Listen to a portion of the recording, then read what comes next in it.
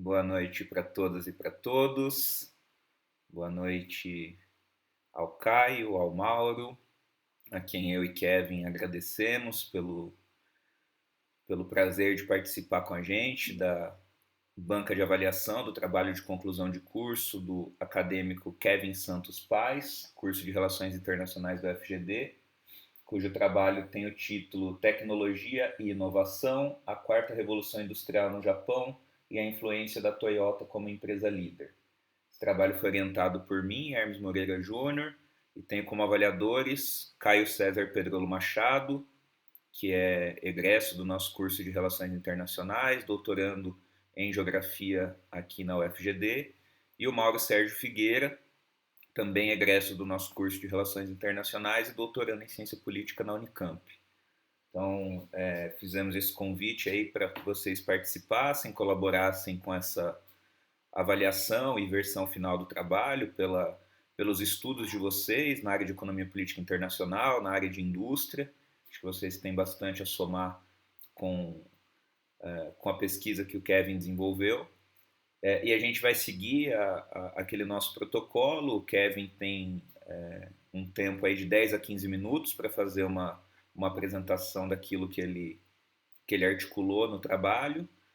Na sequência eu passo para as avaliações, aí acho que a gente pode depois definir, mas passaria para o Caio e na sequência para o Mauro, se tiver tudo bem. E depois disso eu faço, né, algumas considerações e o Kevin tem a devolutiva aí, as provocações, dúvidas, questionamentos que vocês fizerem. Eu imagino que nesse universo de 1h15, 1h20, a gente consiga estar finalizando a nossa atividade. Beleza? Então, Kevin, 10 a 15 minutos, fica à vontade. Se você quiser compartilhar tela de apresentação, também está habilitado aí para você fazer o compartilhamento. E qualquer dúvida, você nos chame por aqui.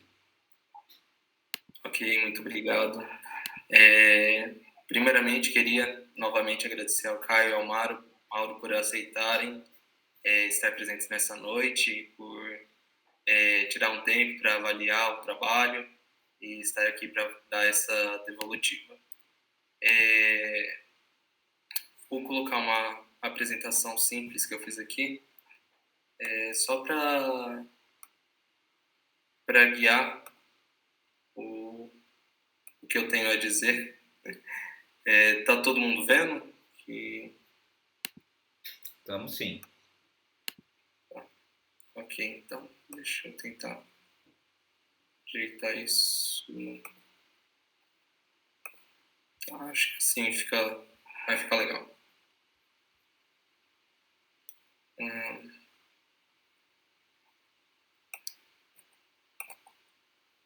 Aqui.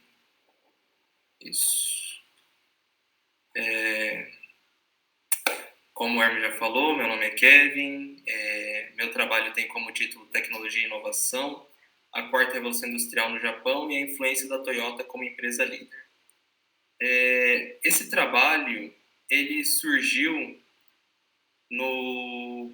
basicamente na aula do Hermes sobre industrializações tardias, e naquele ponto eu fiquei me pensando o que era necessário para um país se desenvolver.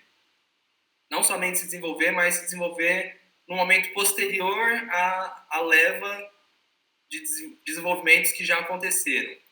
Porque eu sempre me peguei pensando no que era preciso, por exemplo, para o Brasil se desenvolver ainda mais e ser uma potência mundial. E essa pergunta me fez verificar os casos de industrialização tardia para poder talvez descobrir algumas dicas, alguns passos que seriam importantes para acontecer esse processo. E dentro desses estudos de industrializações tardias, a gente sempre se encontra com a experiência japonesa, que é uma experiência sempre que é muito... A gente vê e a gente fica impressionado com o jeito que aconteceu, o tempo que aconteceu e como eles conseguiram sair de situações tão atrasadas para se tornarem para se tornar uma potência mundial. Então, a gente se pega pensando nisso, e é esse pensamento primário que me conduziu a pesquisar, a ver isso. E aí, com o auxílio do Hermes, né, a gente foi escrevendo esse roteiro para poder entender como que esse processo se deu. E dentro disso, a gente também se deparou com o que está acontecendo atualmente, que é o quê? A indústria 4.0, que é um novo pedaço, é uma nova parte que está acontecendo, né, de uma nova revolução industrial, e que o Japão ele faz parte, está lá encabeçando. Então, o trabalho ele partiu dessa ideia e ele foi tomando outras formas a partir dali. Não só para verificar como se deu esse desenvolvimento, mas como está se dando esse desenvolvimento. Um estudo de caso de como ele conseguiu se desenvolver e como atualmente ele se mantém ali alçando cada vez mais patamares para estar ali no topo entre os maiores países mais desenvolvidos. O meu trabalho ele se estrutura em 3 capítulos.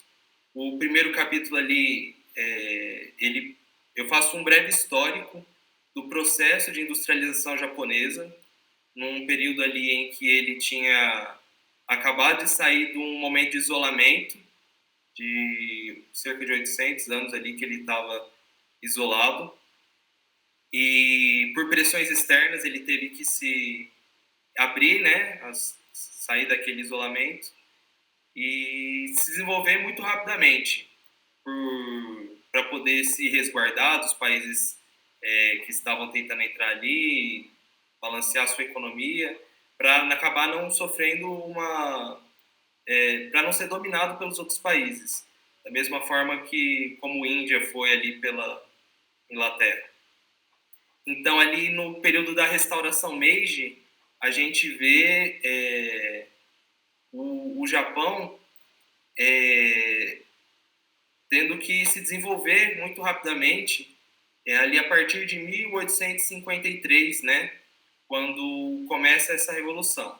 Então, no capítulo 1, eu dou um breve histórico desse processo, como que aconteceu, né, o porquê de acontecer, e como ele foi se desenvolvendo e alcançando uma economia bem estável ali e conseguindo não ser dominado por outros países. Logo após ali, eu também comento sobre o desenvolvimento do pós-guerra ali, do pós-segunda guerra, né? Quando o Japão, depois da Segunda Guerra, ele sofre uma derrota muito grande, sofre ali aquele caso das bombas atômicas, e ele não tinha perspectiva de sair daquela situação. Mas aí,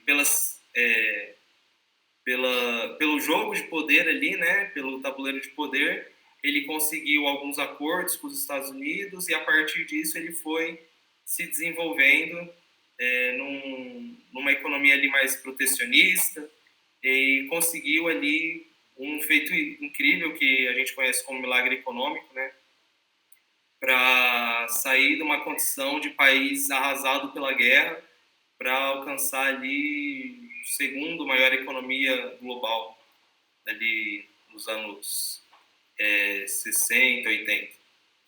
Então, o caso japonês foi o que chamou, né, para estudar, para ver como que era isso. E aí, nesse primeiro capítulo, eu faço um breve histórico desse desenvolvimento que aconteceu no passado do Japão. Ali no segundo capítulo, eu já vou trabalhar com a Revolução Industrial. A Revolução Industrial e o plano japonês de revitalização da indústria, né?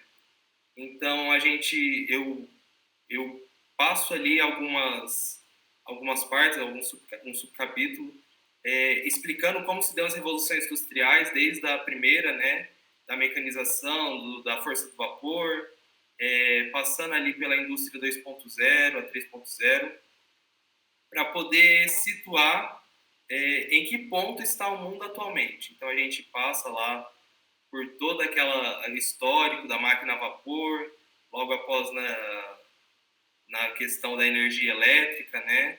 Na produção em escala, amparada ali pelo Fordismo, pelo Taylorismo. Na terceira revolução industrial também, ali após a guerra, com o desenvolvimento e a evolução dos sistemas comunicacionais, microchips, que possibilitaram a gente fazer uma globalização maior. E hoje em dia a gente está ali na indústria 4.0. Então, desde 2016 ali, com a publicação do livro A Quarta Revolução Industrial, do economista alemão Klaus Schwab, que esse termo entrou em voga, né? E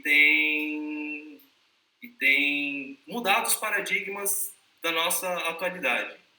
Então, a gente vê ali a evolução e o desenvolvimento de novas tecnologias, como sistemas cyberfísicos, a internet das coisas, manufatura aditiva, big data, robótica avançada. E essas tecnologias, elas se apresentam para estruturar o que vai ser o mundo daqui para frente. Então, é uma quebra dos paradigmas e é algo que está acontecendo no nosso entorno e a gente pode ver que essas tecnologias no nosso dia a dia entrando cada vez mais, como os sistemas, por exemplo, comandos de voz, a internet, que está cada vez mais envolvidas, a integração entre o sistema cyberfísico e a nossa realidade, como realidade aumentada. Todas essas coisas a gente pode ver, né? Pode até mesmo a inteligência artificial que cresceu exponencialmente e chegou até para nós, como a gente pode perceber. Então, nesse segundo capítulo, o começo dele, eu começo explanando essas revoluções industriais e um pouco mais da indústria 4.0, né? Como que ela se deu, desde quando ela está acontecendo e em que pé está o Japão nessa busca por essas tecnologias. E aí eu entro na questão também do plano japonês para adentrar na indústria 4.0. E um grande ator desse cenário é o MET, né, o Ministério de Economia, Comércio e Indústria do Japão, que eu também faço um histórico dele ali, o tanto que ele foi importante, o peso dele para a industrialização japonesa. Eu comento até um pouco no primeiro capítulo sobre ele, mas eu esquadrinho mais sobre a importância dele nesse segundo capítulo. Então a gente percebe ali o MET fazendo vários investimentos, políticas em prol da industrialização, de ajudar as empresas a se desenvolver, a conseguir investir em inovação, em pesquisa, desenvolvimento, e estabelecendo incentivos, conexões entre entidades públicas e privadas, criação de leis em prol da economia, né, para poder amparar essa inovação, esse desenvolvimento no país. E ali em 2016, abril de 2016, o MET, ele, através de um comitê, né, ele publica ali um documento, que é o Visões para uma Nova Estrutura Industrial, as estratégias japonesas para tomar a liderança da quarta revolução industrial. Ele faz uma análise da condição em que o mundo está, como que os países estão se desenvolvendo ali na quarta revolução industrial, e ele estipula algumas estratégias para o Japão entrar e fazer parte, né, buscar essa liderança. E dentro das suas estratégias, ele vai cada vez desenvolvendo mais esse assunto, né, e ele chega no tema da sociedade 5.0. O que é a sociedade 5.0? A sociedade 5.0, de acordo com o governo japonês, é uma sociedade centrada no ser humano que equilibra o avanço econômico com a resolução de problemas sociais, por um sistema que integra altamente o cyberespaço e o espaço físico. Então, eles falam que a sociedade ele passou por vários estágios, né, assim como as revoluções industriais que eu mostrei ali. A sociedade ela também partiu ali de uma sociedade de caça e coleta, uma sociedade de agricultura, logo após uma sociedade industrial. Nós atualmente estamos na sociedade informacional, da informação, e aí o próximo passo seria essa nova sociedade, a sociedade 5.0, que eles chamam também de sociedade da inovação ou sociedade superinteligente. E esse seria o próximo passo a ser alcançado. Com isso, a gente entra na questão também ali, logo após o terceiro capítulo, sobre a Toyota, que aí eu vou fazer uma análise sobre como ela faz parte ali, as influências dela nesse novo momento de industrialização, esse novo momento de industrialização.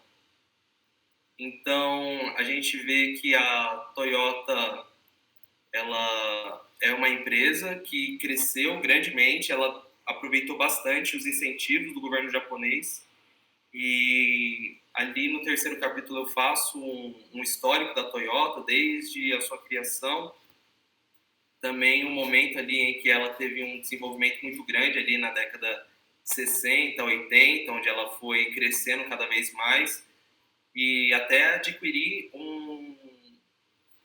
até se estabelecer como a maior empresa automobilística do mundo. Ali, segundo o Forbes Global 2000, uma publicação anual da revista Forbes, ela é a maior empresa automobilística e figura em 13º lugar da lista como das maiores empresas do mundo inteiro. E o grupo Toyota, ele, como sabemos, é uma empresa automobilística, mas ele não se foca só nisso. No trabalho eu mostro vários escritórios e laboratórios dele que tem como propósito fazer várias pesquisas e inovações, desenvolvimentos em várias áreas, desde criação de novos materiais, questões de saúde, de medicina, questões de mobilidade urbana, de transporte, de entrega de mercadorias, até mesmo de engenharia de cidades para facilitar a mobilidade. Então, a Toyota não se vê mais como apenas uma empresa de fabricação de carros, mas uma empresa de mobilidade. E a gente vê vários, por exemplo, o Toyota Central R&D Labs, o Toyota Automate, o TRI, né, o Toyota Research Institute, que tem várias pesquisas, vários trabalhos em prol de diversas pesquisas dentro dessas novas tecnologias que a quarta revolução industrial, a indústria 4.0, está trazendo, né? E dentro dos seus propósitos, dentro das suas visões de empresa, ele fala que quer cada vez mais buscar novas inovações e melhorar a mobilidade do mundo inteiro. Então, a gente percebe que ela, juntamente com o governo japonês, trabalham ali para poder buscar realmente novos patamares nessas novas inovações desse período. Dentro do trabalho, eu busquei várias fontes para poder encontrar, né? Desde bibliografia clássica até reportagens, artigos, e eu passei várias horas também buscando dentro do site, tanto do site do MET, né, por publicações deles acerca das estratégias japonesas, até mesmo dentro do site da Toyota e dos seus laboratórios, para ver o que eles estavam procurando, o que eles estavam pesquisando, em prol de verificar como que estava o andamento das pesquisas dentro da indústria 4.0. O trabalho, ele claramente não tem uma resposta, né, porque é um conceito que está em andamento, que está em desenvolvimento. Nós estamos vendo o encaminhamento do que está acontecendo e estamos aí para poder ver o que vai acontecer. mas dentro do que foi pesquisado, dentro do que foi estabelecido, a indústria 4.0 está em andamento e vai gerar grandes mudanças para o que está pela frente. Beleza, Kevin, obrigado pela exposição, pela apresentação. Extrapolou um pouquinho dos 10 a 15 minutos, mas está aí dentro da razoabilidade, diria o nosso querido amigo advogado Caio César Pedro Machado. No começo da apresentação eu estava com um cronômetrozinho aqui, mas de repente ele sumiu, aí eu fiquei um pouco perdido no tempo. Não, fica tranquilo. Bom, gente, então vocês também já tinham tido acesso ao texto, né, com a devida antecedência. A apresentação do Kevin foi mais uma forma de sintetizar aí os passos que ele deu. E agora a gente parte para a sessão que efetivamente interessa a nós todos, que são as contribuições aí de vocês. Fazemos assim, Caio, começamos com você, depois a gente parte para o Mauro. Vocês querem inverter? Combinaram algo? Não combinamos. Por mim, tudo bem. Vamos lá, vamos. Sim. Geralmente o critério que eu uso é quem é de casa ou quem é de fora. Como no caso de vocês dois são de casa, de coração e de fora de instituição, aí eu vou seguir na ordem alfabética mesmo. Então tá bom, vamos lá. Bom, obrigado, Hermes, por ter me convidado, né? Você sabe que eu gosto de conversar sobre isso, enfim. Sempre fico esperando, inclusive, não sei se você imagina, mas sempre fico esperando esse convite. E a graduação é legal porque faz a gente revisitar, né, um pouco o que a gente pensava lá no começo, quanto a gente já caminhou, já aprendeu. Então é legal participar de banca de graduação. Parabéns, Kevin, pelo seu trabalho, pela sua apresentação, pela sua disposição em pesquisar esse assunto, escrever sobre ele, sua curiosidade, né? Porque o que a gente percebe hoje dando aula é que falta muita curiosidade também. Então, ter curiosidade por alguns assuntos é muito interessante. Hoje em dia, não sei também como que era antes, mas eu não sei, eu tenho a impressão que hoje em dia a coisa está um pouco mais superficial, talvez, tem cada vez menos gente estudando alguns assuntos que ainda são muito importantes, que às vezes as nossas correntes políticas, enfim, não dão tanta importância, né, como o desenvolvimento econômico, que dentro dessa expressão desenvolvimento econômico não é só crescer riqueza, gerar riqueza, é transformar a sociedade, certo? Isso aí você coloca, né, no trabalho, em alguns pontos, essa questão do desenvolvimento não só econômico, mas que o Japão quer também um avanço social junto a isso. Tá? Então, é por aí. Inclusive, alguns autores, como Paul Baran, por exemplo, ele não consegue conceituar desenvolvimento econômico, no fim das contas. Ele fala, olha, desenvolvimento econômico, mas não é só econômico. Não tem como ser só econômico. Então, essa é a pergunta que a gente não respondeu ainda. Ninguém aqui nessa sala hoje respondeu. Não sei se a gente vai, só acho que a gente vai morrer sem responder, mas esses avanços pontuais que a gente consegue enquanto pesquisador, enquanto professor ou alguém que trabalha dentro de uma empresa, que trabalha igual eu na Federação Industrial, algumas soluções que a gente cria vão abrindo portas, vão, pelo menos para a gente, vão promovendo um desenvolvimento pessoal, pelo menos. É um assunto interessante de estudar também por causa disso. Então,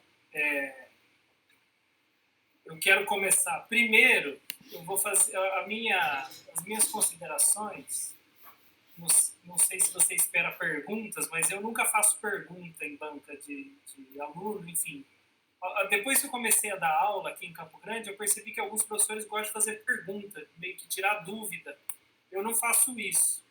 É porque, né, você está se formando na graduação, acho que você tem que ter contribuições para você se animar a continuar desenvolvendo isso daqui, a gente tem que fazer uma espécie de qualificação do seu trabalho, apontar algumas falhas para você tentar não repeti-las e apontar alguns caminhos por onde você pode se aprofundar aí, algo que pode te beneficiar profissionalmente, te beneficiar intelectualmente, que você também precisa pensar em se encaixar no mercado de trabalho.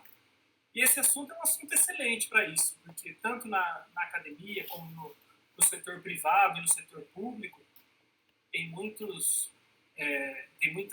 vagas, vamos dizer assim, muitas possibilidades de atuação, certo? Então eu vou primeiro fazer uma abordagem mais, vamos dizer assim, não sei se é estética ou se é formal. Agora, também não precisa levar isso aqui, tá, do seu coração. A gente aqui faz esse papel, mas não é. Inclusive, uma vez eu gostei de uma frase que o Victor Tarifa falou, que ele ia tentar fazer as considerações sem parecer pedante. Porque aí, aqui a gente parece que sabe muito, tal. A gente sabe bastante, né? Óbvio, a gente estuda muito, mas a gente também está procurando respostas. Então, a gente vai contribuir o que a gente já viu até aqui para você, tá? O que você ouvir aqui hoje não vai encerrar, não é? Nossa, o cara falou isso, meu Deus, não é isso, tá? São contribuições da nossa perspectiva. Então, aqui nos agradecimentos tem uma coisa que eu sempre coloco, eu senti falta aqui no seu texto, que é um agradecimento à universidade pública, que você falou, inclusive, no começo, que você quis viver toda a universidade pública e tal.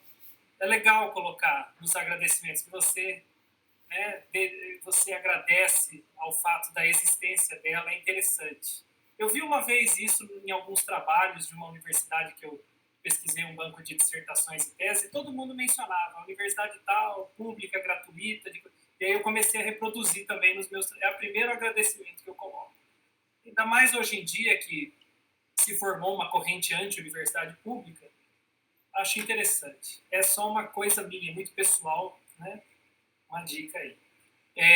Depois, na introdução, eu não gosto de colocar... A introdução, eu uso ela para apresentar o trabalho. Hoje em dia. Também não lembro como é que eu fazia anos atrás, mas é uma sugestão que fica para você para os próximos trabalhos que você vir a fazer, numa especialização, num mestrado, num doutorado. Tem muita gente que escreve já na introdução com citações, fazendo referência. Não é o meu estilo. É uma contribuição que depois serve aí para você avaliar, né? Para você ponderar. Eu, na introdução, faço um texto meu, absolutamente meu, apresentando o meu trabalho. Também não é porque eu descobri isso, eu fui ensinado a fazer assim em um certo momento, numa certa altura. E eu gostei desse modelo, tá? Tem alguns erros aqui de português ao longo do texto, enfim, eu não anotei todos, né? Eu selecionei um aqui, primeiro-ministro sem hífen, deixa eu ver, somar, não, esse aqui tá certo. Eu acho que eu nem selecionei tantos. Mesmo que eu parei de reparar, eu só reparei em uns 2, 3 e gravei um aqui só para você ficar atento, tá? Não é que o texto tá cheio de erros, não é isso. É só para você ficar atento. Sempre dar uma revisada nos textos e tal, ver se tá tudo ok.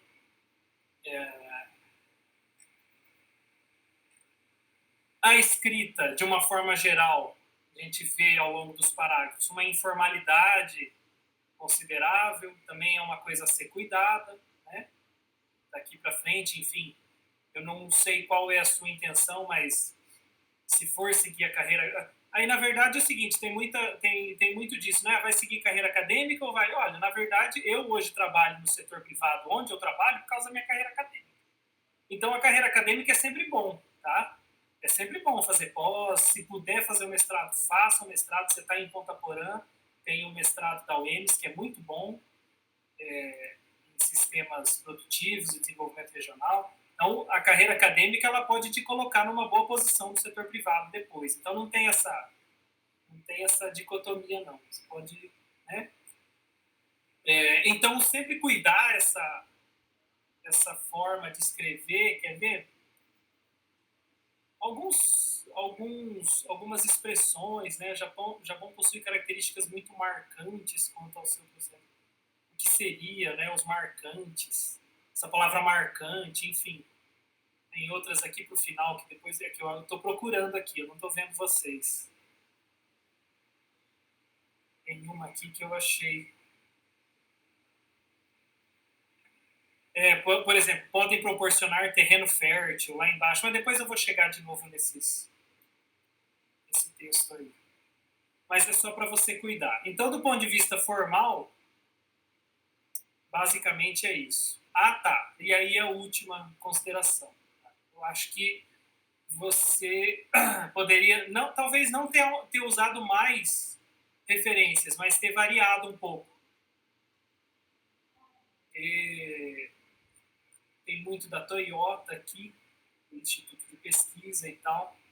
Talvez ter buscado aí não um número maior, mas uma diversidade maior de fontes, enfim. Isso aí é uma coisa muito sua também, né? Do que você estava pensando ali na hora que você escreveu. E aí eu fiz algumas considerações.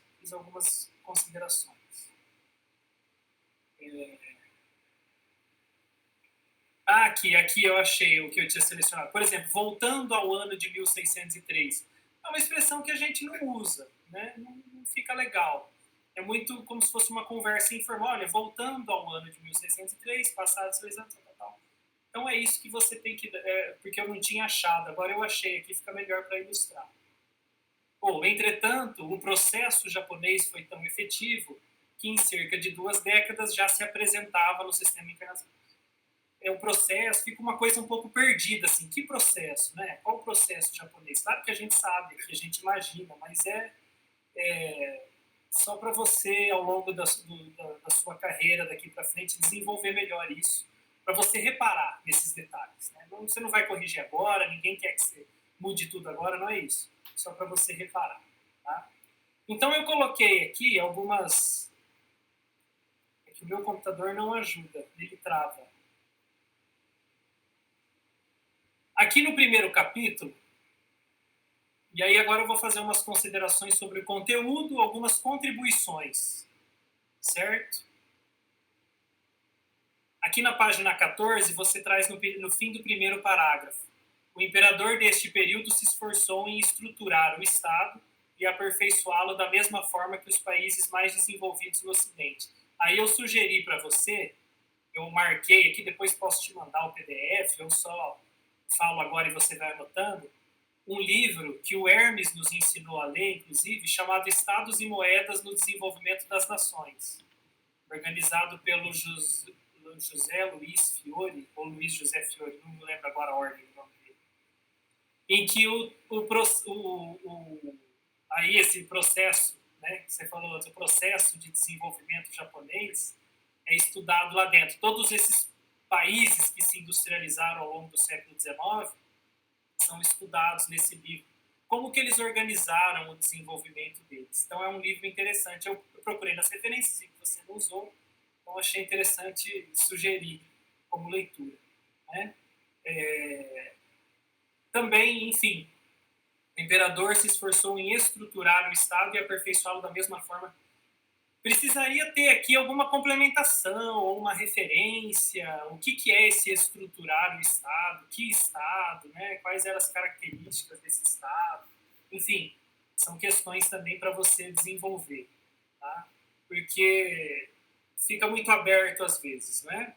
O que a gente sabe é que todos os países, para se desenvolverem, precisaram se organizar politicamente de alguma forma, tiveram um Estado Nacional como uma liderança no financiamento ou na garantia de mercados, enfim, precisaria desenvolver mais. E esse livro ele contribui também com uma ideia interessante, que é de que fora da Inglaterra, todos os outros países se desenvolveram como uma tentativa de imitar a Inglaterra, porque a Inglaterra era um império colonial muito forte, todo mundo começou a se sentir ameaçado. Então, eles passaram a se organizar mais ou menos da mesma forma, economicamente, como ela, para garantir ali uma posição mínima na concorrência global. A citação direta aqui eu marquei também, a formatação, né, não tá adequada, você tem que ver isso depois. Tem que colocar aqui página, ano, tudo isso na página 14. Segundo o Hernani, também tem o ano, você precisa colocar. Aí na página 15, você cita alguns clãs, Mitsubishi, Sumitomo, Yasuda e Mitsui. Também acho interessante colocar referência aqui. De uma forma geral, você colocou poucas referências nos parágrafos que você escreveu. É bom referenciar, não só para garantir que você não está, enfim, copiando, plagiando, mas para a gente também saber. Às vezes pode ser interessante uma informação e aí eu busco uma referência e sei de onde você tirou, para eu estudar também essa referência, tá? Por isso que é importante você sempre mencionar. E aí você faz de forma indireta, aqui no fim do parágrafo, só o autor e o ano. Referência ali no fim do Zaibatsu também, página 15. Estou na página 15. Aí vem, depois, ali no final, no penúltimo parágrafo, vem o desenvolvimento do Estado e da indústria do Japão se encaminhou bem. Também após a Segunda Guerra Mundial. Também ficou esquisito essa construção aqui das palavras, enfim, se encaminhou bem, né? Não é um termo que a gente usaria, o desenvolvimento do Estado.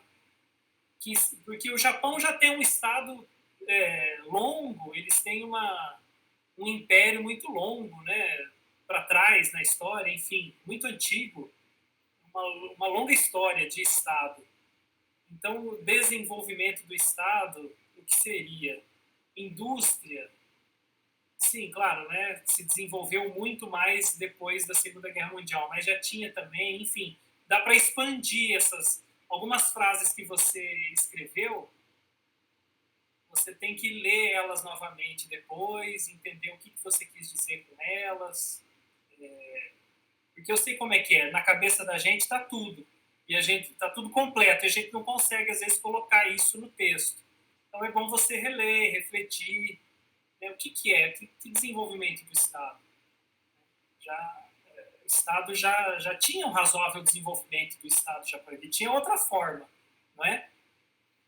Tem que repensar esses termos que a gente usa no trabalho científico acadêmico.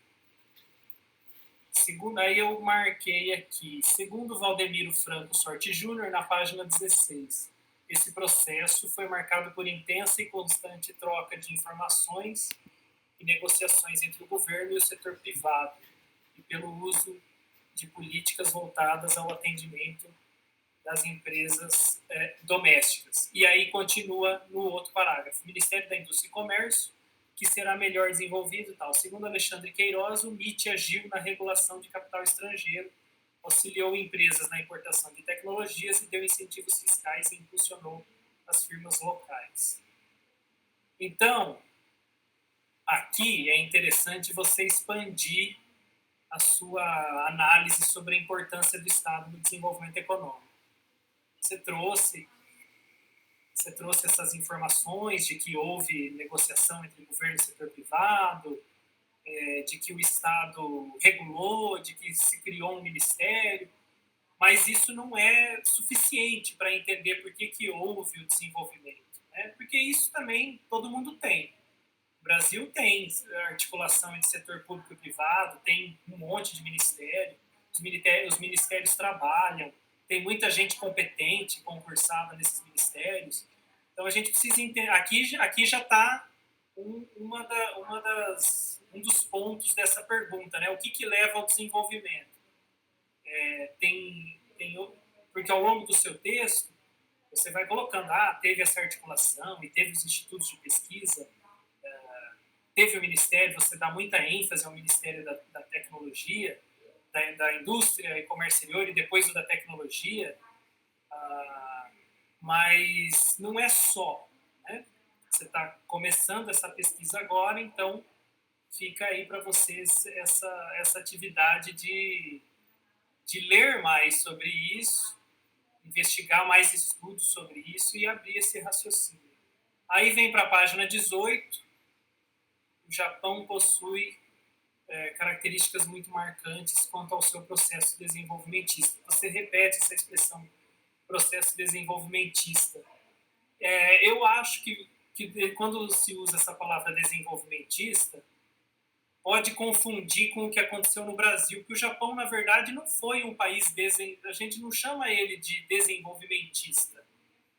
Desenvolvimentismo foi um fenômeno que aconteceu aqui no Brasil, na América Latina, em alguns países. Lá foi outra coisa. Então, quando você coloca processo desenvolvimentista, eu sei o que você quer dizer. Você quer dizer processo de desenvolvimento econômico. Então, seria melhor usar essa expressão por extenso do que desenvolvimentista. Enfim. Para alguém que não esteja talvez tão integrado nessa discussão, pode falar, mas desenvolvimentista igual no Brasil, você entendeu? Algum aluno que vai ler o trabalho um dia, não sei, né? São questões conceituais que eu acho relevantes. Aí vem, na página 18 ainda, tem aqui o terceiro parágrafo. A economia, que até então era pautada na agricultura e na manufatura, viu as tecnologias... Isso aqui eu achei interessante. Você focou bastante na tecnologia da Revolução Industrial. Spinning Jenny, Water Frame, tem inclusive um vídeo no YouTube da Enciclopédia Britânica que conta essa história, que é o melhor vídeo que eu já assisti até hoje sobre Revolução Industrial. É um vídeo lá dos anos 70, 80, bem antigo. Não tem nada melhor do que ele, pelo menos que eu já assisti, para explicar a Revolução Industrial. O que faltou, na verdade não sei se faltou, mas que eu acho que você tem que desenvolver mais para os próximos trabalhos, artigos ou TCC de pós, enfim, seja lá o que você for desenvolver, é uma discussão sobre os fundamentos da economia política que levou à Revolução Industrial. A tecnologia é só a aparência dela. Ela foi a tecnologia é a ponta de um fenômeno de séculos, de muitas transformações sociais, políticas e tal. Porque, assim, aí já começa a abrir mais o meu raciocínio aqui sobre desenvolvimento. O desenvolvimento econômico ele não vai só acontecer quando o governo e as empresas conversarem, criarem um órgão para pesquisar e tal, e vão implantar uma política e vai dar certo. O Brasil tem feito isso há muito tempo, desde Vargas a gente está fazendo isso. E fez muito bem feito, inclusive, em alguns setores. É só que falta aí muita coisa, falta capacidade de financiamento de longo prazo, falta integração territorial nacional, falta todas as elites políticas regionais do país se entenderem quanto a questões tributárias, financeiras, etc. Tem muita coisa por trás, né? O Japão, a gente está falando de um país que o Celso Furtado diria que ele é um país homogêneo. E aí volta lá na questão do Estado. Tem um Estado milenar, um império milenar, uma cultura coesa, um território... Enfim, tem uma série de questões ali que combinam para que ele já saia de um outro degrau. Não foi colônia, pelo contrário, colonizou. Até você vai usar aqui em algum momento, que depois eu até grifei e vou chegar, sobre a disciplina, não é? A gente tem que problematizar isso daí. Muita gente fala, o Japão é desenvolvido porque o povo é disciplinado. Não é por causa disso, né? Só por causa disso. Tem outras condições aí. Não é só porque o povo japonês é disciplinado, determinado e faz poupança, não foi necessariamente por causa disso. Esse processo pós-Segunda Guerra Mundial é muito evidente que foi o recurso norte-americano que proporcionou esse desenvolvimento tão rápido, né? Aí você vem aqui na página 19. Por volta de 1850, novas tecnologias e conhecimentos técnicos alavancaram a segunda revolução industrial. Tendo grande força nos Estados Unidos, a revolução tomou por base um novo sistema de produção criado por Henry Ford, o Fordismo. Não é isso. Essa revolução ela não tomou por base, o Fordismo é consequência da segunda revolução industrial. Ela se caracterizou pela industrialização fora da Inglaterra e pela introdução de novas técnicas e insumos, o petróleo, o aço e a eletricidade. o Fordismo foi possível por causa da segunda Revolução Industrial. Mas ele não foi um sistema de produção base da segunda Revolução Industrial. Né? A segunda Revolução Industrial ela não está assentada no Fordismo. Então isso aqui você tem que rever, você vai ter que reconstruir esse parágrafo aqui. Inclusive você citou do Hermes, mas ele não escreveu isso, eu tenho certeza. Então você vê aí o que aconteceu. Tá? A terceira revolução, porque é isso, o Fordismo ele é consequência dessa nova articulação de técnicas, enfim. Aí, ainda na página 19, a terceira revolução industrial ocorreu após a Segunda Guerra Mundial, a partir de maior desenvolvimento telecomunicacional. Aqui essa palavra também ela está escrita separada, telecomunicacional. Mas eu te falei antes, tem alguns erros aí que você tem que revisar, normal. Aqui faltou uma referência, você escreveu muita informação, enfim, muitas transformações, não é? É um ponto interessante para ser referenciado aqui. Aí passa. Eu selecionei, Kevin, os pontos que eu julguei mais importantes, né? No geral, como eu disse antes, falta referenciar um pouco mais, trazer referências diferentes, enfim, tornar mais complexo isso aí. Aí na página 21, você começa, no primeiro parágrafo, a indústria 4.0 se apresenta não só como um desenvolvimento na área industrial, mas uma nova estrutura de processos que resultou das necessidades e desenvolvimentos em diferentes áreas que afetaram tal. E aí eu anotei aqui que é interessante você abordar as contradições econômicas desses fenômenos, desde lá de trás, né? Porque aí você pega, por exemplo, essas discussões mais assim dos economistas, esses economistas contemporâneos, eles acabam focando, ou por exemplo do Klaus Schwab, eu tenho esse livro. Claro que ele fala ali dos desafios, mas ele coloca como desafio algo que vai ser resolvido pelo mercado, ou que o governo vai formular uma política e vai resolver, né? E pesa muito mais o lado dos bônus. Mas tem uma série de contradições aí, inclusive a partir da indústria, da terceira revolução industrial que você falou, algumas contradições que a gente não conseguiu resolver até hoje, como o baixo crescimento econômico ocidental, que depois das crises do petróleo não voltou mais a ser o que era, não é? Então, isso tem que estar aliado a uma discussão sobre o neoliberalismo, sobre o predomínio do capital financeiro, a desregulação financeira dos mercados, como que isso impede que essas tecnologias sejam democratizadas. Popularizadas elas estão, muitas delas, mas a democratização delas, que se elas não são democratizadas, também o desenvolvimento não pode acontecer. Não é?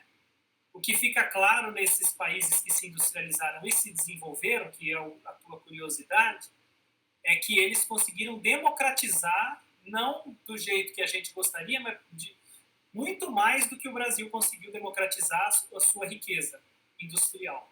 Eles conseguiram democratizar a participação das pessoas nas decisões das empresas, dos sindicatos, democratizaram no sentido de permitir uma participação maior dos trabalhadores através de maiores salários nessa riqueza, ou de consumir os bens mais modernos, os bens de ponta, coisas que nós no Brasil não conseguimos. Já passados aí 40 anos dessa terceira revolução. A quarta nem se fala, né? A quarta nem se fala. Aí você vem ainda na página 21, ali no terceiro parágrafo. Alguns governos prezam pela manutenção dos estados de liderança mundial, tal. Deixa eu ver. Sim, e aí eu anotei aqui, né, a importância da indústria de transformação. Por mais que se fale muito em tecnologia, e 4.0, internet das coisas, a indústria de transformação, qualquer uma delas, continua sendo fundamental para um país ou se desenvolver ou se manter desenvolvido. Né? Por isso que esses países a gente não vê mas lá dentro deles ainda tem muita indústria de alimentos, indústria de roupa, de bens simples, de bens básicos. Na verdade, essas indústrias, que são muitas delas médias, elas servem como um fator de desenvolvimento regional, de organização da mão de obra no território, de fixação dessa mão de obra, enfim. Tem um documento que eu li uns anos atrás do Ministério do Interior da Alemanha que ele escreve isso, vem lá como estratégia de governo, né, essa preocupação com as pequenas e médias indústrias de bens menos sofisticados. Né? Então, elas ainda são muito importantes para qualquer país, certo? Então, é algo interessante também a se considerar. Tá? A indústria de transformação, no geral, ela segue sendo a principal atividade econômica para qualquer país que se imagine. Só que aí, claro, essa indústria de transformação, ela gera uma outra, que é uma indústria que fornece para ela. Então, a indústria de transformação usa a indústria de alta tecnologia nas máquinas, nos semicondutores, na informática, enfim, no aprimoramento dos processos, até porque ainda existe muita perda de produtividade. Uma fábrica nunca está nem perto de 100% de produtividade. E aí você tem outros setores industriais tecnológicos que buscam suprir essa demanda, essas falhas produtivas. Aí você tem aqui, no parágrafo seguinte, a quarta revolução industrial está ocorrendo, trazendo diferentes perspectivas em diversas áreas, desde a indústria, saúde, qualidade de vida, segurança, conectividade, demais áreas. Traz ainda discussões quanto ao futuro e até sobre a própria humanidade, uma vez que as tecnologias tendem a ficar tão independentes que chegariam a pensar sozinhas, como se obtivesse consciência. As IAs, as inteligências artificiais, estão aí para mostrar a evolução dessas tecnologias. É que só para você, né, cuidar um pouco, às vezes, a informalidade do texto e pensar um pouco na forma que você apresenta aí a discussão. Tá? Achei interessante marcar aqui. Em alguns parágrafos, como mais notável essa ansiedade, né, em escrever, colocar no papel, mas não tomar alguns cuidados ali com relação à forma, ao conteúdo. E aí, na página 22, a indústria 4.0 tem mostrado seus resultados e colocado em análise muita coisa em relação aos próximos passos da humanidade. Muita coisa. Também é uma expressão que não fica legal. Aí na página 22 ainda, no item 2.2, você traz ali, um grande ator desse processo, no parágrafo do milagre econômico, foi o MET, Ministério da Economia, Comércio e Indústria. Lá em cima você tinha colocado como MIT, se eu não me engano, MITI, aqui está METI, que formulou estratégias, fez conexões entre entidades públicas e privadas, estabeleceu incentivos, trabalhou na criação de leis em prol da economia e indústria, acordou tratados entre países, fez investimentos em PIB. E daí eu coloquei que é um ponto interessante para você se aprofundar. O Brasil também exporta bastante, tem muitos incentivos, mas são outros tipos de bens. Né? Na verdade, os países eles exportam aquilo que eles têm de disponível. O que aconteceu é que, ao longo do tempo, alguns conseguiram criar uma nova disponibilidade, um outro tipo de bens disponíveis. A gente não conseguiu. Né? Essa é outra base do problema do desenvolvimento. O Brasil exporta bastante, o Brasil tem indústria, mas a gente tem uma disponibilidade muito grande de bens que não são bens complexos e a gente acaba tendo muitos grupos de poder que têm interesse na manutenção dessa economia, né? Dos bens muito disponíveis, enfim. Então, aqui está mais um ponto para você se aprofundar, tá? Porque, mais uma vez, essas conexões, Ministério da Economia, Comércio e Indústria, o Brasil também tem, conexões entre entidades públicas e privadas, o Brasil também tem, incentivo, lei, tudo isso. Ontem, inclusive, foi lançado um decreto de promoção da cultura exportadora. O Brasil, todo governo, todo ano, tenta alguma coisa e a gente não muda. do jeito que deveria. Então, quer dizer, né? Você olha, você tem uma pergunta que é por que os países se desenvolvem. Vou usar o Japão de exemplo, vou usar a Toyota como um ponto do Japão. É uma empresa ali de sucesso que simboliza o desenvolvimento. Dá um pulo ali no mercado, e então, aí você vai por trás, olha, a Toyota ter ficado assim, o Japão ter ficado assim, teve articulação do governo, entre institutos de pesquisa, empresas, tal. No Brasil também tem. Né? Tem outras coisas aí que essa disponibilidade de bens. Né? O Japão podia exportar bens primários, do tanto que o Brasil exporta? Não, você tem um país pequeno, com pouca terra para agricultura e muita gente. Então, por uma questão de segurança alimentar, você tem que limitar a exportação de arroz.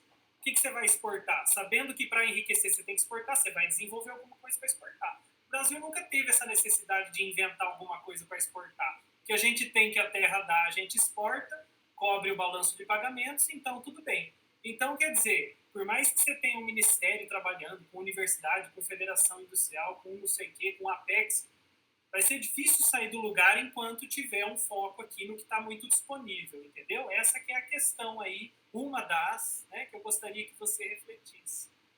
Porque essas questões, esses arranjos institucionais, por isso o Brasil tenta todo dia. Todo dia tem reunião da Confederação Nacional da Indústria com a Apex, com comissão na Câmara, no Senado, falando, não, porque agora a gente vai formular aqui uma política que vai desenvolver o setor tal, e a verdade é que continua lá a exportação de ferro, soja, petróleo, e assim vai. E aí, claro, os grupos que são proprietários desse complexo, né, vão sempre buscar politicamente manter esse arranjo aí. Aí na página 24, vem aqui, o Japão é um exemplo, no segundo parágrafo, o Japão é um exemplo de país que fez uso com sucesso da política industrial para tornar-se uma potência econômica na segunda metade do século XX. O governo japonês foi extremamente ativo, a partir da década de 50, no emprego da política industrial forte para desenvolver indústrias de maior valor agregado, como aço, automóvel, eletrônica e mais. Aí eu comentei aqui que a gente nunca vai saber se o sucesso teria sido o mesmo sem o plano Marshall, né, e os investimentos dos Estados Unidos. Eu ouvi um barulho e vim ver se você tinha mandado eu parar. Que o tempo, não sei, mas eu já vou, enfim, já está caminhando para o final aqui. Mas não foi isso que eu escrevi, não. O quê? Não, mas eu não falei do tempo, eu mandei outra coisa. Não, eu vi, é isso aí, né?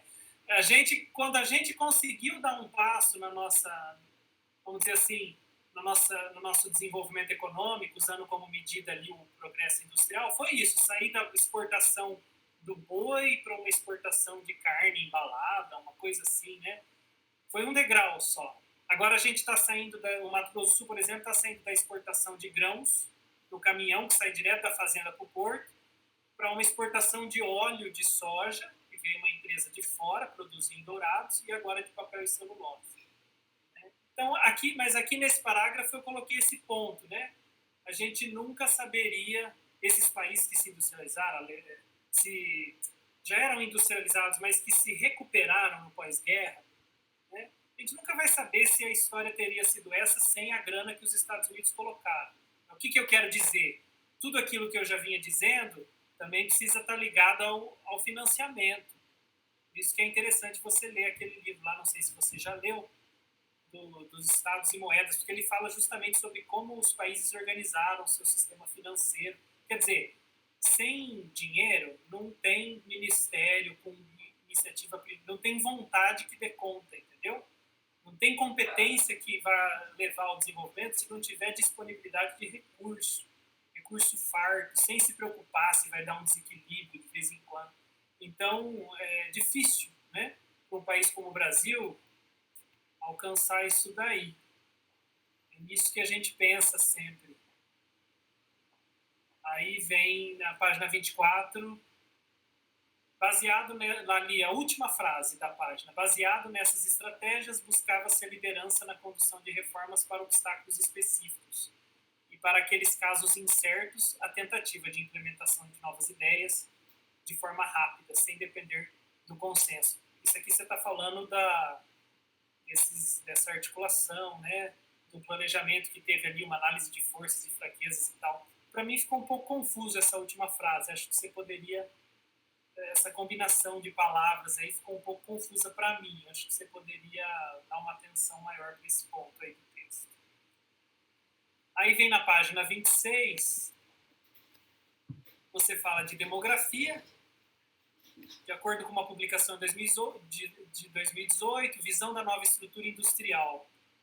E aí vem, né, como um dos problemas apontados nesse documento, a inversão da pirâmide etária. Isso é interessante, eu coloquei que é um ponto interessante. A demografia, ela é fundamental. Dentro desse sistema de acumulação capitalista, a demografia é base. O que você vai fazer a hora que a população para de crescer?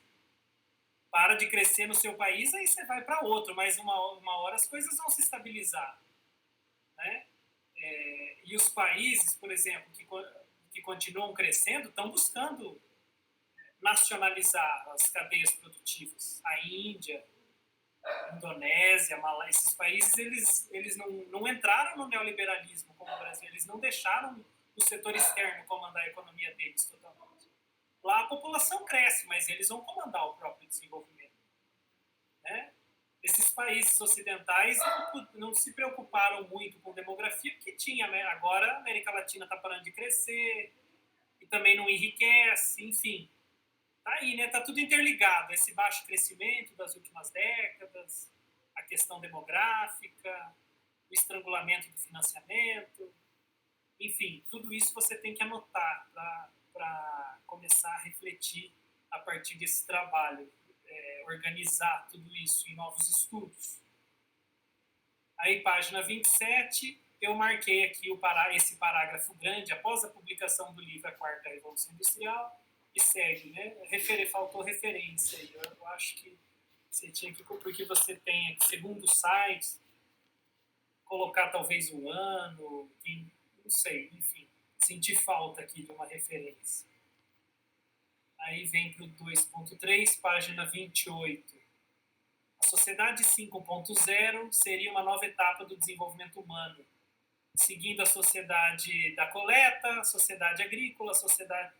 Então, assim, na verdade, essas sociedades, elas coexistem, né? O mundo, na verdade, eu acho que ainda predomina aqui essa agrícola, na verdade. São pouquíssimos lugares que estão vivendo ou que vão viver essa sociedade 4.0, sociedade 5.0. Inclusive, teria muitas coisas para falar sobre a minha percepção disso aqui, mas não vai dar tempo. Não é interessante. Depois vem o segundo relatório científico da Unesco, sobre iniciativas. Vamos ver, sua política, a Abenomics, como ficou conhecida, buscou, em seus 2 primeiros pontos, manter a economia japonesa à tona, né? Então, essa política das 3 flechas, a flexibilização monetária, estímulos fiscais e uma estratégia de crescimento. Estratégia de crescimento é bem amplo, né? Então, a gente tem que se perguntar, essas estratégias deram certo? E se os paradigmas continuarem os mesmos da economia mundial hoje, elas farão efeitos? Esse negócio de flexibilização monetária, estímulo fiscal. Faz 200 anos que todo mundo está usando estímulo fiscal. E aumenta a taxa de crescimento? Não. A flexibilização monetária, não porque tem que se regular, não porque tem que fazer reforma tributária, previdenciária, a reforma do teto, porque agora com essa reforma vai. Então você vê que de cada jeito, todo país tenta as suas flechas ou reformas, enfim. E a verdade é que a gente, dentro desse paradigma capitalista neoliberal, não tem dado muito certo, não, né? A economia global, ela dá mais certo onde o pessoal não segue muito esses dogmas. E a gente ainda não abandonou. Então, é isso, né? Claro, você coloca aqui com certa empolgação essas questões, é uma descoberta para você, mas a partir de agora você vai ter que questionar, né? Se aprofundar nisso daí e fazer essas perguntas. Aí eu venho fazer algumas considerações, porque aí o seu terceiro capítulo é um elogio à Toyota, claro, um reconhecimento da Toyota, beleza. A intenção era essa. Né? Aí vem lá na página 35, o Grupo Toyota está comprometido a trazer diversas inovações para um futuro mais conectado, seguro, tal. Aí tem que ver, né? É interessante essa discussão. O Dani Rodrik, ele já escreveu um artigo em espanhol, só em espanhol, ele escreve muito pouco em português, quase nada. Na verdade, ele não escreve, é traduzido. E aí ele fala que as empresas, lá em Harvard, eles já estão discutindo isso. As empresas têm que começar a funcionarem como países, como sociedades. E se o trabalhador entrega a vida dele lá dentro, em horas, em produtividade, a inteligência que ele gasta para a empresa tem que abrir, esse trabalhador tem que votar lá dentro, né? Tem que ter saúde, educação, tem que ter um monte de coisa lá dentro, né? Então, esses projetos aqui, a gente tem que investigar, né? As empresas, elas talvez estejam, mas elas certamente deverão assumir mais funções públicas, porque elas comandam, elas hoje são maiores que muitos países, então elas têm esse dever, né? É algo a ser investigado também. O que é efetivo dessas ações, dessas grandes empresas? Aí, não só a Toyota, né? O que acontece realmente? Porque falar, todo mundo fala, desenvolvimento sustentável, ESG, e tudo isso aí está lá no plano de ação, na missão, nos objetivos. Tem que ver se acontece, né? Aí na página 38, eu continuo nessa discussão, eu coloco aqui, na outra eu coloquei sobre o aumento dessas funções sociais da empresa. E aqui na página 38 eu sugeri você verificar o nível de efetividade disso, né? O texto termina na página 39 com uma citação direta. Eu não sei se isso pode ou não, eu nunca fiz, não acho que não é assim que termina, não fica legal, só uma observação. Aí nas considerações finais você traz de novo o processo desenvolvimentista, que aí eu já falei lá em cima, né? Você tem que ver isso aí, porque desenvolvimentismo a gente assimila com um período histórico específico aqui do Brasil, da Argentina, do México. E teve a Alemanha, por exemplo, não foi desenvolvimentista, né? O Japão não foi desenvolvimentista. Enfim, é isso. E aqui depois tem um outro parágrafo. Uma disciplina advinda da história e cultura de seu povo, somada a estratégias intervencionistas do Estado, cria um ambiente único que permitiu ao país alcançar feitos incríveis. É isso aqui eu falei antes, né? Você tem que tomar cuidado com essas conclusões. O povo japonês é disciplinado, estuda muito, pronto. Por isso que eles enriqueceram. Não é bem assim, né? Tem muita coisa. Também já pensei assim, fica tranquilo, não dá nada não. Mas não é bem assim, né? Tem que aprofundar. Isso aqui é mais o senso comum. É um sistema funcional e produtivo, enfim. Com certeza tem coisa no Japão que não é muito funcional. Se você for lá visitar o país, você vai ver que tem coisa, você vai se surpreender, né? É que nem o aeroporto de Berlim. Porque o pessoal tem um fetiche com o japonês e o alemão. Aí o aeroporto de Berlim levou 15 anos para ficar pronto, custou 5 vezes o projeto inicial, e quando a obra foi entregue, na primeira chuva tinha infiltração e goteira, né? Que é coisa que a gente fala que é só no Brasil. Não. Então, quer dizer, mas o desenvolvimento é isso. Eu acho que eu levantei alguns pontos, né?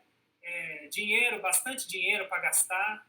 Esses países puderam gastar sem compromisso com a austeridade fiscal, tá? Eles gastaram no momento em que os Estados Unidos não estavam nem um pouco preocupados se eles iam ter dinheiro para pagar a conta depois ou não. Enfim, e aí terminam aqui as minhas considerações. Não sei quanto tempo eu gastei, acho que 25 minutos, uma coisa assim. Então é isso, tá? Espero que eu tenha sido claro, ou mais ou menos claro. E você precisa, eu penso que é interessante você continuar essa discussão. Você está num lugar muito bom para isso, a fronteira entre Mato Grosso e Paraguai. As coisas estão acontecendo aqui. Eu sei que a gente que é sempre o maior, a Toyota, o Japão. Mas o Japão está longe, a Toyota está longe. Aqui tem muita empresa, aqui no Mato Grosso do Sul. Tem empresa no Mato Grosso do Sul que em 2018 não exportava nem para o Paraguai. Hoje exporta para 15 países e está abrindo filial na Índia. Entendeu? Tem empresa de Dourados que montava janela. Era esquadria metálica só, montava janela na casa das pessoas 20 anos atrás. Hoje ela tem trading no Panamá, tem fábrica no Paraguai, você entendeu? Tem multinacionais aqui no nosso estado.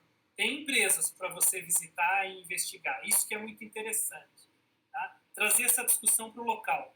O que as nossas indústrias estão produzindo? Qual é o potencial de desenvolvimento em função das empresas que a gente tem?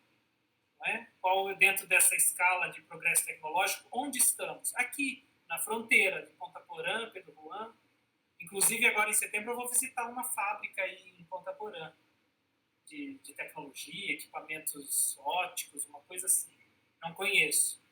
Então, é isso, né? Parabéns, eu acho que o seu trabalho tem mérito, tudo que discute, porque esse é o problema de todo dia. Desenvolvimento econômico não é só coisa de economista, não sei o que, não, é tudo, tudo gira em torno dele. Né? Sem desenvolvimento econômico, a gente não vai acabar com racismo, com nada. Porque essa falha econômica, ela está ligada à concentração de poder, da estrutura social. Na medida em que o desenvolvimento econômico acontece, uma série de outras questões passam a acontecer também. Vamos dizer assim, né? Então, eu acho que é isso. Tá? Reflita aí e sucesso. Estou sempre à disposição.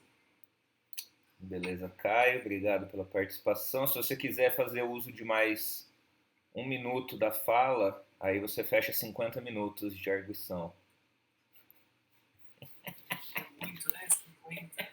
Eu organizei mal, né? Eu imaginei que fosse mais rápido. Ah, que você falou 25, foi quase. Tá na margem de erro. Desculpa aí, Mauro. Agora o Mauro tem 1 minuto para fazer suas considerações. Só depois o Kevin vai falar de modo mais geral, mas assim, na questão do conceito, Caio, aí eu acho que a gente tem uma dificuldade, depois o Mauro também pode falar sobre isso. Eu entendo a associação mais direta do desenvolvimentismo com o caso brasileiro, até por como a literatura, né, Bresser Pereira e afins trabalhou esse conceito de forma bem ampliada, Biochovsky e tudo mais. Mas quando você pega lá no inglês, a Amsden, o próprio Rajan Chang, a Linda Weiss, eles usam a expressão developmental para falar sobre o caso dos países do leste asiático, né? Eu não sei como que a gente traduziria isso para o português, né? Quando a gente fala de developmental state, como que a gente faria essa tradução? Eu não acho que o desenvolvimentismo também seja equivocado, eu acho que é só uma questão de como, porque aí a gente usaria como estado desenvolvimental, também não é uma expressão comumente usada, né? A menos que a gente usasse a expressão direto no inglês. Mas enfim, isso aí fica para um outro. Não, eu só problematizei, né? Só problematizei. Sim. Vamos lá, Mauro Sérgio Figueira. 2 minutos. Beleza, 2 minutos, então vou acelerar aqui.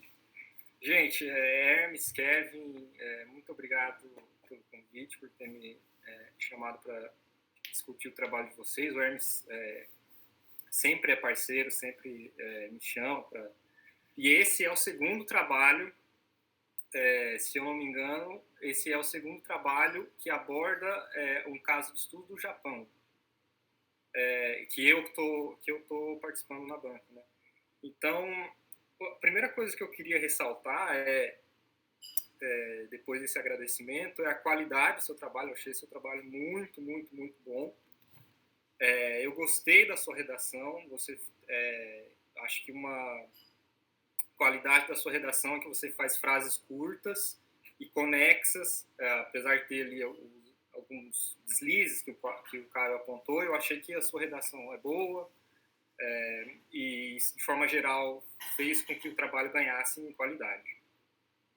Mas outra coisa é que, e é nisso que eu quero focar mais, é que o seu trabalho mostra como que está bem amadurecido o grupo de pesquisa liderado pelo Hermes. Então, esse já é o segundo trabalho sobre o Japão, e esse é um trabalho, se eu não me engano, o terceiro ou quarto que eu estou junto com o Hermes na banca, que tem a mesma estrutura.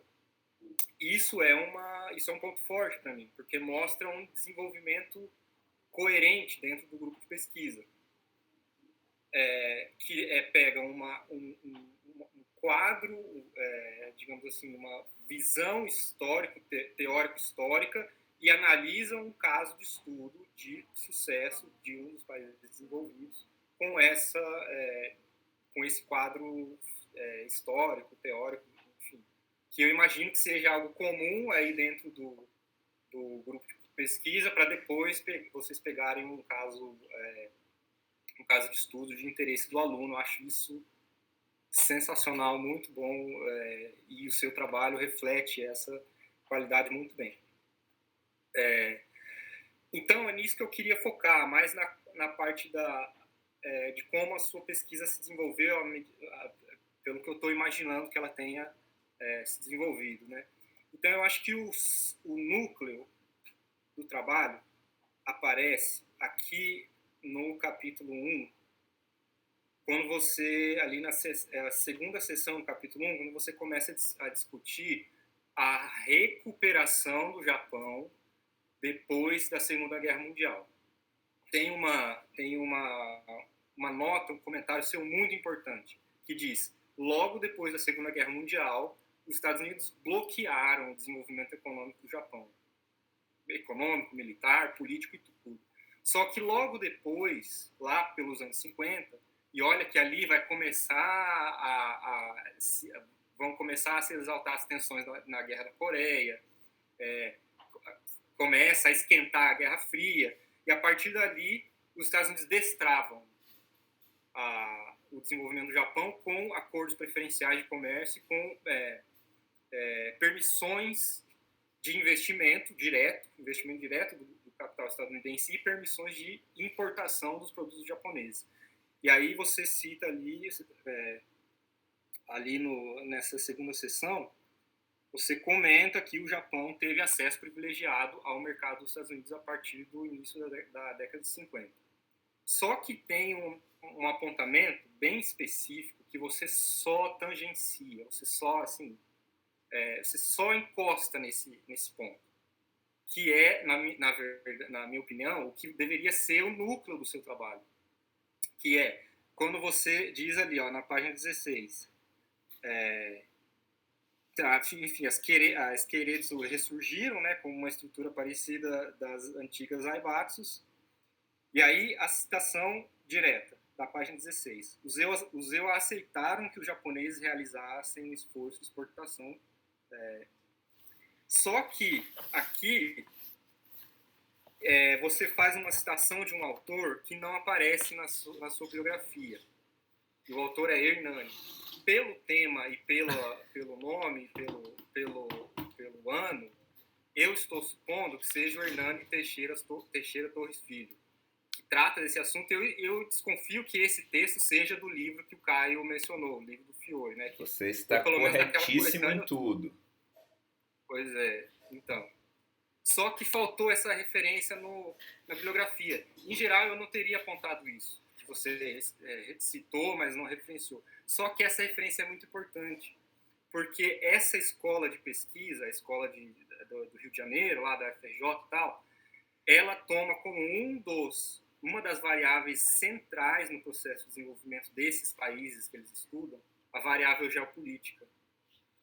Então, aqui no seu texto, principalmente ali na página 16, ficou só implícito. Só que para o Hernani Teixeira Torres Filho é muito importante, não é implícito, é muito importante, que é o papel geopolítico, ou melhor, a variável geopolítica no desenvolvimento econômico, principalmente do Japão.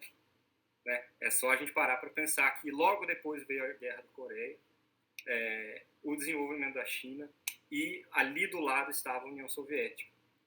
Nada disso apareceu como comentário no seu trabalho, pelo menos não que eu esteja me lembrando, e se apareceu muito tangencialmente. Eu acho que precisava ter ficado mais explícito.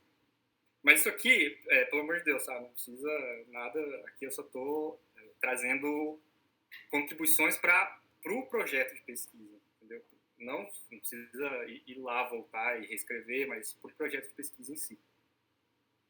Então, isso ficou muito importante. Foi uma lacuna que eu achei que é importante. Principalmente porque depois você desenvolve, ali no segundo capítulo, você mostra que ou pelo menos você argumenta, né, que houve uma centralidade do MIT, depois MET, na indução e na organização do processo de desenvolvimento econômico. Como o Caio disse, isso também, essa articulação também acontece em outros países, mas qual foi a variável intermediária que aparece no Japão que facilitou com que o desenvolvimento econômico acontecesse dentro desses arranjos? De novo, a perspectiva geopolítica também não apareceu. E aí, passando ali dessa parte, desse seu foco no MIT, depois MET, para mim não ficou muito claro nem no texto, nem na sua apresentação oral, como é que foi exatamente a articulação entre o MET e a Toyota. Eu acho que ficou um pouco assim, meio implícito, porque o MET organizava diretrizes, ou pelo menos orientações de desenvolvimento industrial, mas nisso apareceu a Toyota. Eu não sei se ficou perfeitamente claro. Aí, voltando, a hora que começa a parte da Toyota, a coisa que você mais foca é inteligência artificial. E aí, aquela lacuna que eu estou enfatizando fica muito, muito, muito, muito mais importante. Porque aqui, no caso da inteligência artificial, a perspectiva geopolítica, ela está agora no Congresso americano, o setor privado e o governo estão discutindo a inteligência artificial do ponto de vista geopolítico. Porque, só para dar uma perspectiva mais da tecnologia, a questão é que para treinar algoritmos de redes neurais muito grandes, é preciso que a pessoa ali, os engenheiros, tenham acesso a uma placa de vídeo a mais potente da NVIDIA. E agora os Estados Unidos estão discutindo proibir a venda dessas placas de vídeo, desses processadores, né, de placa de vídeo da NVIDIA, para a China. O que acontece? Apenas alguns países têm condições de produzir, de fabricar essa placa de vídeo da NVIDIA, que são a Coreia do Sul e Taiwan. E apenas alguns países têm condições de produzir as máquinas que fabricam essas placas de vídeo, esses processadores, que são Japão, Holanda e Grã-Bretanha, se não me engano. Então, além disso, paralelamente, os Estados Unidos organizam, ou melhor, a OTAN está organizando reuniões anuais em que participam a Coreia do Sul, Taiwan e o Japão, além de Nova Zelândia e Austrália. Por que esses países da Ásia e Oceania estão participando de reuniões da OTAN, que é a Organização do Tratado do Atlântico Norte? Então, eu acho que você poderia ter explorado essa questão geopolítica lá na recuperação do pós-guerra, e aqui agora na questão da Toyota, né? Porque ali, nesse tema, teria muita coisa para você desenvolver, enriquecer seu trabalho, enriquecer sua perspectiva de desenvolvimento econômico, porque é essa que você aparentemente adotou lá no primeiro capítulo. Então, esse é meu único apontamento de conteúdo do seu trabalho, para você, né, trazer para o Hermes também, né, talvez refletir a respeito nos próximos trabalhos. Eu achei que o desenvolvimento do seu objeto de pesquisa, que é a Toyota, ficou muito bom, muito aprofundado. mas tem um problema que me incomodou, e esse sim eu vou querer que você conserte antes de depositar o seu trabalho, que é, no seu quarto capítulo, você adotou, enfim, você deve ter gostado do seu objeto de pesquisa e está correto nisso, mas você adotou no seu quarto capítulo um tom de redação, de linguagem excessivamente propagandístico. O que quer dizer com isso? Que você está adotando a linguagem propagandística da própria Toyota. Então, eu vou dar exemplos aqui, que eu anotei. Primeiro, aquele lá que o Caio também mencionou, que é ali na página 35. Olha só. O grupo Toyota está comprometido a trazer diversas inovações para um futuro mais conectado, seguro e que traga bem-estar para as pessoas. Isso me parece linguagem da propaganda, que só tem espaço em um trabalho científico se você qualificar o que é o bem-estar das pessoas, se é isso mesmo. Outro exemplo, eu vou continuar nessa pegada. Página 38. O Centro de Pesquisa de Fronteira da Toyota pesquisa diversas áreas, buscando sempre o bem-estar de seus clientes, por meio de um sistema centrado no ser humano. Então, parece que você está tentando vender o produto da Toyota. E eu acho que gostaria que você corrigisse isso. E essa linguagem chega ao máximo de você estar ali no último parágrafo da página 37. Vou ler ele todo, que aí você diz assim: a empresa do Instituto de Pesquisa da Toyota, criada em 2015, tem como objetivo fortalecer a estrutura de pesquisa da Toyota, desenvolver segurança ativa de veículos, e tecnologias de direção automatizada, robótica e outras tecnologias de amplificação humana. Nossos pesquisadores estão usando inteligência artificial para beneficiar a sociedade. Então, corrige isso. Tá? Nossos pesquisadores não são seus pesquisadores, nem do seu trabalho, são os da Toyota. Então,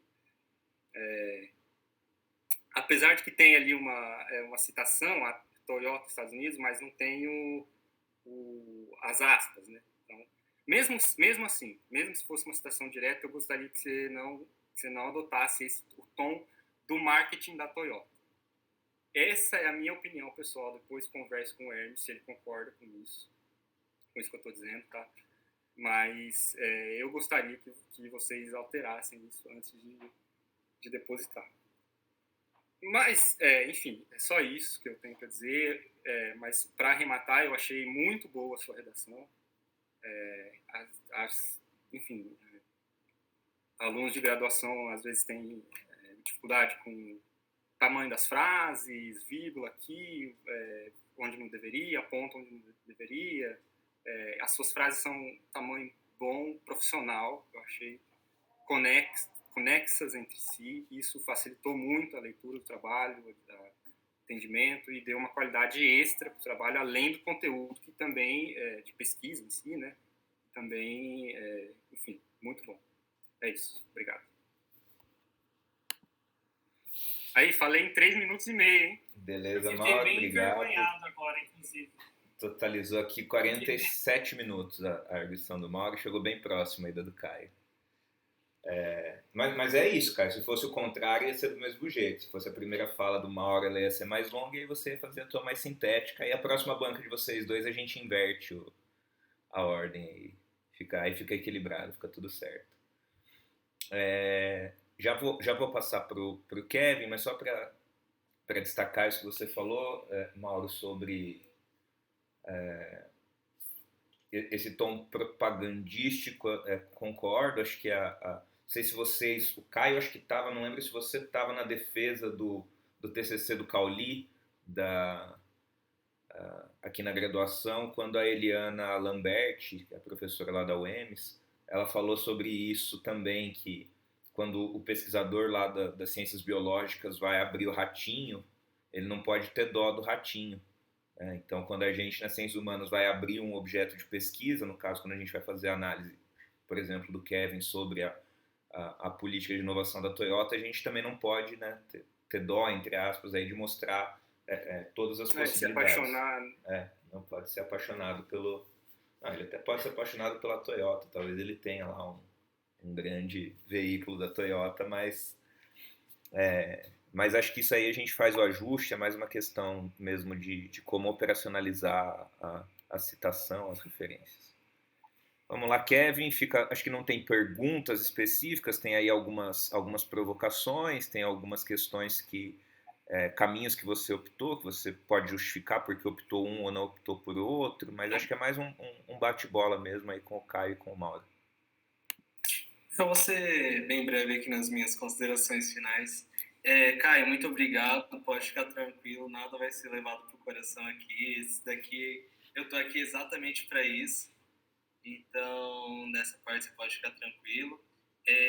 Por favor, me manda depois as suas anotações, suas considerações. Creio que no e-mail que o Hermes convidou vocês, tem o meu e-mail lá também, eu estava em cópia. Ou se quiser também, pode pedir para o Hermes depois, para me enviar, que eu vou ficar muito feliz, sim, de verificar todos e, no que for possível, verificar lá. Sim. Não, inclusive, eu te passo o meu número, a gente fica em contato, você está morando aí na fronteira, entendeu? A gente pode continuar conversando, eu trabalho na Federação das Indústrias, a gente pode se ajudar de várias formas, tá? Perfeito.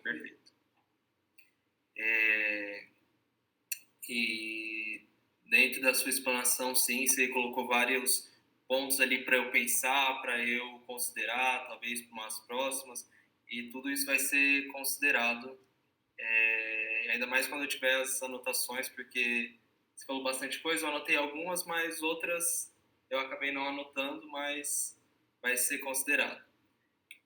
Mauro, obrigado também pela sua avaliação, pelos elogios que você teceu à minha escrita. Eu vou verificar essa parte do propagandístico, do discurso propagandístico. Às vezes a gente está, durante a pesquisa, está tão imerso em tanta informação que a gente está procurando, que acaba passando, mas aí agora você comentando isso, até eu achei estranho e vou mudar isso para ser um tom um pouco mais distante, mudar de eles buscam para eles talvez falar que eles consideram que buscam alguma coisa, mas não como se eu acreditasse nisso, né? Afinal eu não fui contratado pela Toyota dessa vez. Talvez numa próxima, quando eu for, eu possa escrever de uma forma mais propagandística mesmo. Mas muito obrigado por isso, muito obrigado pela avaliação. Hermes também, muito obrigado pelas orientações e creio que seria só isso mesmo. Tá ótimo, Kevin, obrigado. Obrigado aí pela concisão nos argumentos. O Kevin vem aí de uma orientação longa, né, Kevin? Por enfim, motivos da vida, mas foi uma orientação que nunca mudou de tema, né? Então há bastante tempo já ele propôs que a gente fizesse essa discussão sobre a Toyota. O que a gente foi ajustando foi mais como encaixar isso dentro dessa perspectiva do método, né, que o Mauro identificou bem, de pensar um pouco de contexto histórico, teoria e estudo de caso. Então a gente foi alinhando, mas apesar de ter sido uma orientação de longa duração, não no sentido brodeliano, foi muito tranquila. O Kevin nunca sumiu completamente, ele foi sempre dando satisfação, foi dizendo, olha, Hermes, agora não dá, estou envolvido com questões do trabalho, estou num outro momento agora, e aí na hora que for possível a gente vai avançando, e fomos indo até que deu certo. Acho que teve um empurrãozinho aí também dos prazos, né, Kevin, mas o importante é que, imagino eu, que tenha tudo transcorrido dentro do teu planejamento também. A gente vai, só para seguir o protocolo, tá, Kevin? Eu, Mauro e o Caio, a gente se retira agora rapidinho para uma sala paralela, só para a gente conversar sobre a deliberação. Imagino que seja coisa rápida. Mandei no WhatsApp de vocês dois o link, tá, Caio e Mauro? Não precisa sair daqui, né? Eu só vou fechar tudo aqui. Pode ser? Acho que a gente sai e volta, é rapidinho.